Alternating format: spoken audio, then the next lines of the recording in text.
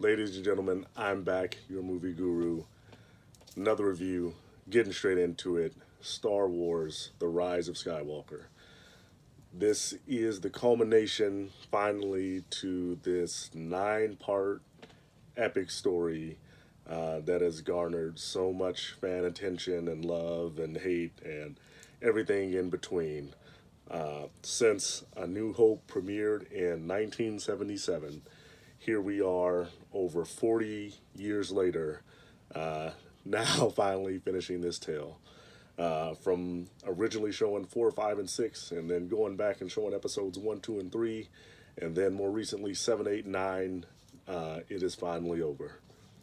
Review right off the bat is I almost have to kind of give this 2 ratings. One as a normal average moviegoer, and then second as someone who's a Star Wars fan. So 7 out of 10. I think it was a good movie. It does enough right that it makes you interested in the film. It's definitely entertaining. It has good battle scenes, good fight scenes. It has everything that you would come to expect in a Star Wars film, as far as Jedi and then lightsaber battles, space races, and epic space fight scenes. It has all of that.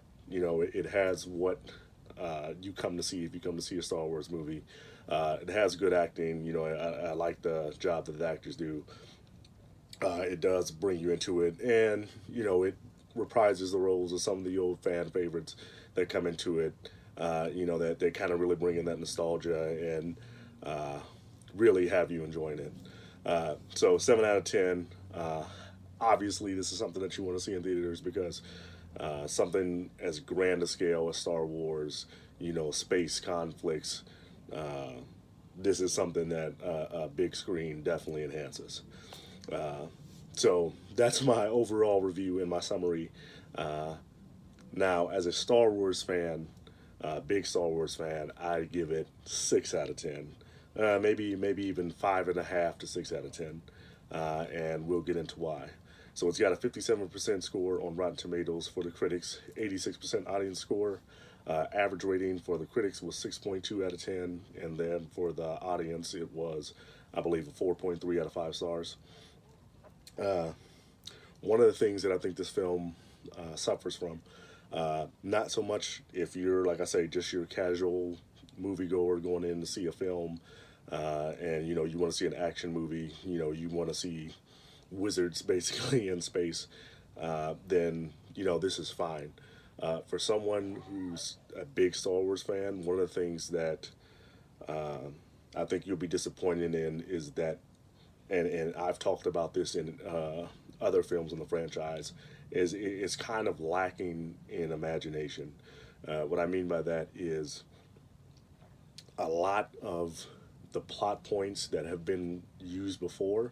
It's kind of hard to do this without spoilers, so I might do a spoiler video to accompany this one. But some of the same old plot points get reused that we've seen again and again. And the same goes with, some of the themes and the villains. And you kind of get this sense of, okay, we've seen this before. Why can't, we go somewhere new or introduce some new elements?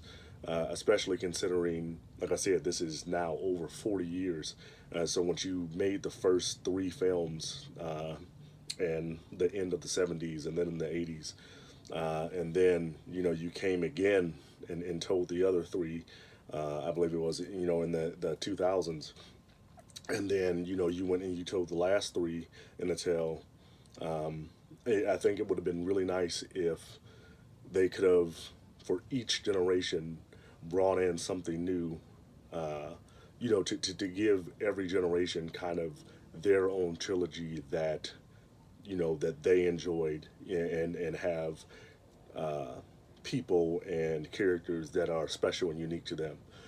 So now episodes 1, 2, and 3, I do give somewhat of a pass because, given that they were all prequels, they were kind of hamstrung a bit in terms of what they could do, because from the beginning that whatever they do, it has to tie in to episodes 4, 5, and 6. There's no getting around that. So as many new characters as they introduce, you know, you realize that, okay, well, if they introduce a character that's not seen in 4, 5, and 6, then something's going to happen to that character. Or, you know, so there's only so much they can do, and I understand that. But with 7, 8, 9, you know, I think it really would have been nice to see them branch out even more as far as unique story tales, unique characters, unique villains, and a different plot than what plagued, you know, the first parts of the series. You know, not that that was bad. It was just that, you know, we've seen this before. So I really thought that it suffered from a lack of imagination, and then to go along with it, it. So this is how I'm going to say this. So I understand that the heart and the essence of Star Wars films are kind of, you know, the humanity in them all, and it's very much like a fairy tale but set in space. You know, the Jedi, you know, it's kind of like wizards. You know, I don't, it's not Lord of the Rings in space, but, you know, it has the same elements, very fanciful, very fairy tale like elements, and, you know, it sets them in space. You know, you've got the drama between family and, you know, the overarching operatic type villain. And, you know, it really just does have that kind of vibe to it. And so not everything is going to be realistic. You know, so lightsabers, for instance, we all know, okay, they're considering that they're light, okay, they would just pass right through each other. And, you know, a lot of the things that they do don't exactly make physics sense. But, you know, are you going to not? The lightsaber is one of the most iconic weapons in film history. You know, are you going to take that away because, you know, you want to, oh, we want to make this realistic? You know, that would never happen, or, you know, no one would really be able to do this. Like, no, I understand that. You want to have some of those fanciful elements because, you know, that's the type of movie it is. You know, this isn't Saving Private Ryan, or this isn't Platoon, where it has to be 100% realistic. That said, you know, once you're having these type of films, you have to have some realism in it, and so that it doesn't become kind of a joke, or there's no real danger. You know, if you kind of have these characters where, you know, they have the ability to, any situation, you know, they can get out of it in a comedic way, or, you know, some magical type of way, then it doesn't really have the same type of stakes. And, you know, if nothing is realistic, if, you know, I can put him in a situation where he's surrounded by 5 stormtroopers, and, you know, he does this magical duel and he kills them all. Or I can put him in a situation where there's 200 and it doesn't matter. He still, you know, is able to, you know, out of no matter what overwhelming odds, they're able to overcome it. Then, you know, it kind of loses something in that. And I think that the Avengers franchise does a good job of this. I can't remember which director at the moment, but when they were saying that they were making the Avengers films, specifically one film, I believe it was Age of Ultron, and they had some of the characters die, and they specifically said it's because, you know, there has to be stakes, there has to be consequences. You know, you have to have some sort of suspense, you know, when you're wondering, okay, is this character going to make it out of it? You know, are the heroes really going to be able to save the day? If you don't have that, the film loses something. And in this one, there are certain elements where I think they kind of ratchet the unbelievability up to points where 100% for me, it was distracting. Where, you know, I looked at, there were several sequences where I was like, you know, okay, I get this is Star Wars, but, you know, really? And I think that was a lot of what plagued episodes 1, 2, and 3 is one of the most hated characters in Star Wars lore and throughout all the films is the character of Jar Jar Binks. And a lot of that is because he's this character, you know, who he's fun for kids, and You know, he's entertaining and he's comedic relief, but it's hard to take other elements of the film seriously, you know, when you've got this bumbling, you know, completely idiotic character and, you know, he's able to do the things he does. And so it kind of takes away from when you've got great characters and, you know, they're getting in serious battles and doing serious things and making serious accomplishments, and then you've got this guy that's you know kind of along for the ride, and it's like, really, you know, like a good example what I would think is imagine, you know, Hercules. You're watching a Hercules film and he's going through the seven labors and doing these great accomplishments, and then there's this bumbling idiot, you know, who's able to do the same thing, and it's like, okay, that takes away from it. So I found those elements really distracting. Yeah, it's just, you know, I really wish that they could have found, you know, I did enjoy the film, you know, I thought it was entertaining, but I guess I'm not really satisfied, I would say. It doesn't leave me with that sense of satisfaction. You know, I thought episode three, as they closed out the prequel arc, even though the first two films got a lot of flack, you know, they weren't the best, but I think episode three is what really gave that generation, especially my generation, because that's when I was growing up with Star Wars.